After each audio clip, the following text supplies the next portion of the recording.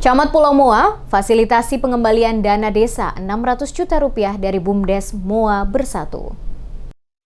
Camat Pulau Moa, Kabupaten Maluku Barat Daya, Musa Tetrapoik, berhasil memfasilitasi pengembalian dana desa sebesar 600 juta rupiah dari Badan Usaha Milik Desa atau BUMDes Moa Bersatu. Dana tersebut merupakan penyertaan modal dari 6 desa sejak tahun 2019.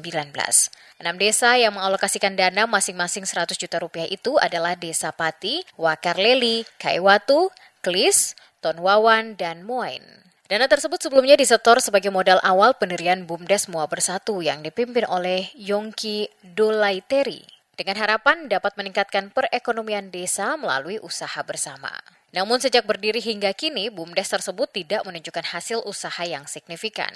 Aktivitasnya terhenti akibat permasalahan internal dalam kepengurusan, sehingga tidak ada pembagian keuntungan sebagaimana dijanjikan. Menanggapi keluhan para kepala desa, Camat Musa Tetrapoik mengambil langkah mediasi. Dalam pertemuan bersama seluruh kepala desa, disepakati dilakukan evaluasi terhadap kinerja pengurus serta penelusuran penggunaan dana dari tahun 2019 hingga 2024. Hasil evaluasi menunjukkan bahwa sebagian dana digunakan untuk usaha seperti penjualan sembako.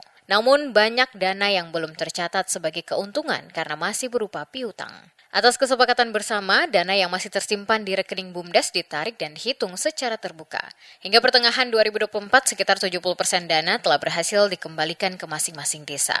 Sementara itu, sisa dana sekitar 30% masih tertahan karena merupakan piutang yang belum tertagih dari pihak ketiga.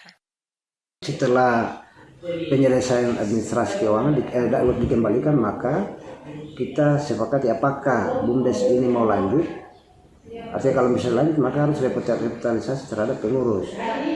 Nah, tetapi kalau misalnya forum menyepakati bahwa sudah kita bubarkan, maka pasti ada berita acara yang nanti ditandatangani itu secara tertulis, sehingga dengan sendirinya maka dinyatakan bubar, artinya dinyatakan pilot.